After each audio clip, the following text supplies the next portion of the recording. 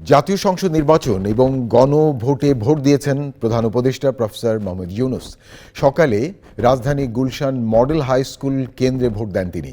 Vote দেওয়ার পর ভোটারদের সাথে কথা বলেন তিনি। পরে সাংবাদিকদের সাথে কথা বলেন প্রধান উপদেষ্টা প্রফেসর মোহাম্মদ ইউনূস।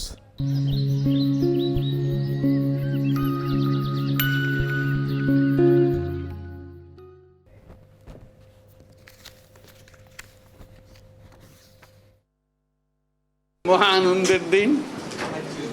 আজকে নতুন বাংলাদেশের জন্মদিন। সারা দিনব্যাপী আমরা এই জন্মদিন উৎসব পালন করব।